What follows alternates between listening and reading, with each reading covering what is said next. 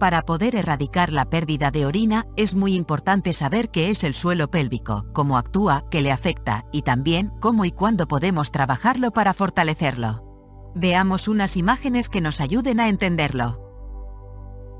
Los músculos del suelo pélvico forman parte del mecanismo de estabilización de la parte superior del torso.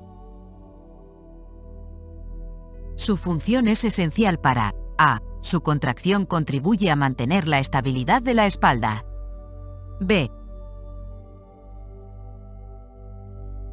Un tono muscular normal protege el tejido conjuntivo del suelo pélvico mediante una sección estabilizadora activa de los órganos pélvicos. c. Los músculos permiten conservar el control y la capacidad de sostener los órganos pélvicos contra la fuerza de la gravedad, tanto en reposo como durante cargas inesperadas en sostener los órganos pélvicos contra la fuerza de la gravedad.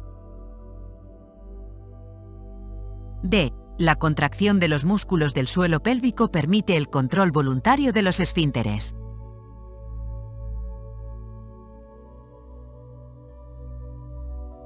Esta acción es importante en condiciones en las que aumenta la presión intraabdominal, como durante la tos, los estornudos, la risa fuerte, el esfuerzo muscular. En la zona abdominal, la contracción de los músculos abdominales aumenta la presión intraabdominal que se desplaza hacia abajo, hacia la pelvis. La contracción de los músculos del suelo pélvico impide que los órganos sean empujados hacia abajo y permite el control normal de los esfínteres. Coactivación de los músculos abdominales y los músculos del suelo pélvico. La actividad de los músculos del suelo pélvico depende de la función de los demás músculos estabilizadores del tronco para mantener la estabilidad de la espalda. La debilidad de los músculos abdominales se caracteriza por la flacidez de la pared abdominal anterior y el deterioro del soporte de las vértebras inferiores. Debilidad de los músculos abdominales. Deterioro del apoyo de las vértebras. Aumento de las lumbares. Dosis más bajas. Interiores. Inclinación pélvica. En esta posición, los músculos del suelo pélvico soportan una gran carga del peso de los órganos internos en diferentes funciones cotidianas en las que se reclutan los músculos centrales. La contracción de los músculos del suelo pélvico también evoca la actividad de las diferentes capas de los músculos abdominales.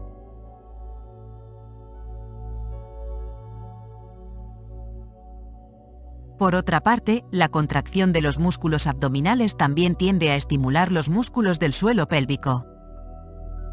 Este aspecto indica una importante reciprocidad entre estos grupos musculares, condición en la que los músculos abdominales son débiles. Se produce una disminución de la actividad tónica de los músculos del suelo pélvico. Lesión en su sincronización para estabilizar la columna vertebral. A pesar de la reciprocidad mencionada, el control motor de cada uno de los grupos musculares por separado es una funcionalidad importante.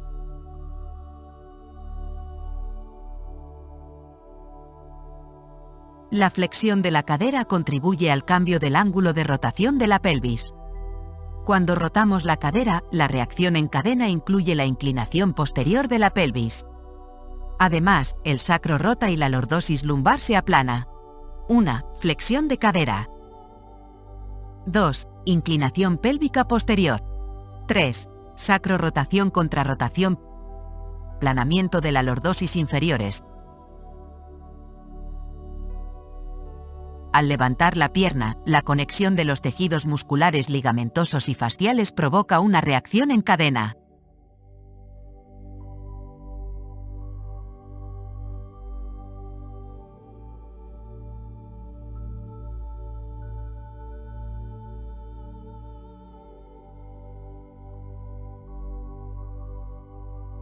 El movimiento de inclinación posterior de la pelvis aumenta cuando las rodillas están por encima de la pelvis. En esta vista posterior, vemos los músculos y ligamentos que conectan la cadera con la pelvis. La flexión de la cadera afecta directamente a la pelvis. Los ligamentos y los músculos simplemente tiran de la pelvis y del espacio de la bolsa y los rotan. Una mirada centrada en el ligamento posterior que conecta la cabeza del fémur con la pelvis. Se puede ver la reacción en cadena directa entre la flexión de la rodilla y la rotación de la cadera. ¿Por qué tenemos que saber que las rodillas están por encima de la pelvis? Se producen reacciones en cadena adicionales que también empiezan a afectar a la posición de la pelvis y la columna vertebral. En esta posición, el alumno es incapaz de mantener una posición neutra. Ligera inclinación anterior de la pelvis en esta posición. No esperes del aprendiz que mantenga la posición neutra NP. Sentarse con las rodillas más altas que la pelvis provoca presión compresiva sobre las vértebras y síntomas de dolor en la zona lumbar. Tras un ejercicio prolongado, podemos verlo en ejercicios de fuerza silla baja con rodillas altas o levantando el peso del suelo.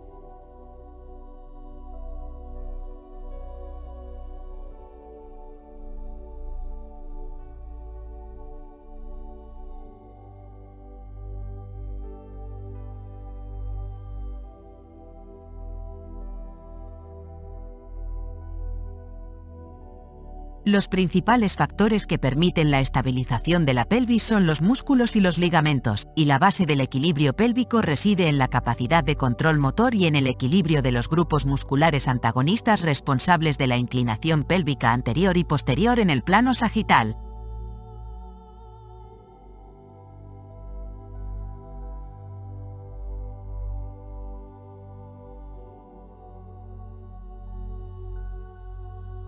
Técnica de aprendizaje de la movilidad pélvica con una cuerda de saltar. Interiorizar el riesgo motor de la inclinación pélvica anterior y posterior y un buen control del equilibrio pélvico en la posición adecuada requiere mucha práctica. La falta de control de este movimiento es más a menudo, y los pacientes tienen dificultades para colocar la pelvis, únicamente el resultado de las dificultades en el control motor y las tesis de bote sobre la base de la percepción del movimiento sin retroalimentación visual. Variación con una pierna estirada. Por lo tanto, es necesario integrar el tacto en el proceso de práctica para ayudar a los pacientes a percibir mejor su movimiento pélvico. Una de las formas de obtener este tacto es utilizando una cuerda de saltar con el paciente tumbado boca arriba y la cuerda de saltar colocada debajo de las vértebras lumbares. Etapa 1. Tumbado. Estira los brazos a los lados a la altura de los hombros. Segunda etapa, la pelvis se inclina hacia adelante y crea un espacio entre la espalda y el suelo. Etapa 3, el terapeuta tira de la cuerda de saltar a través de la concavidad lumbar que se crea para que el paciente sienta el movimiento de la cuerda. Se pide al paciente que bloquee la cuerda para que no pase y que la detenga con la espalda. Para ello, debemos encontrar la manera de inclinar la pelvis hacia atrás y anular la lordosis lumbares. Etapa 4. Ambas piernas rectas de esta manera. Utilizando una cuerda para saltar, recibimos una retroalimentación sensorial que nos ayuda a controlar el movimiento pélvico. Y después de practicar las distintas etapas, podemos empezar a poner en práctica el movimiento para fortalecer los músculos del suelo pélvico.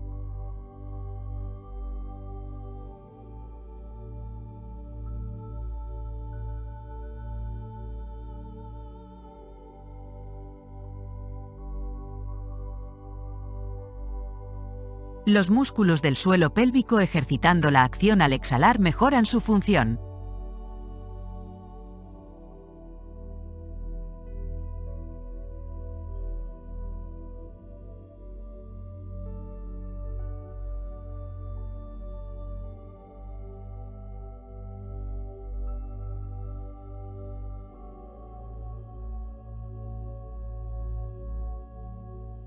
El abdomen es succionado hacia adentro y ligeramente hacia arriba durante la expiración.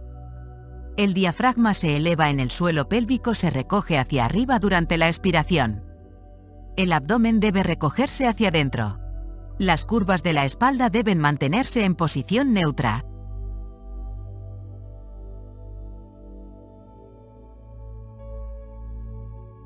El diafragma actúa en la inhalación y el transverso abdominal en la exhalación vigorosa. Relajar el transverso abdominal cuando es necesario estabilizar el tronco provocará una respiración a través del diafragma, que incidirá en la estabilización segmentaria de las vértebras lumbares, principalmente durante la inhalación. En tales situaciones, en realidad es preferible utilizar la respiración torácica para la inhalación y mantener suave y continuamente el transverso abdominal durante el tiempo que sea necesaria la estabilización.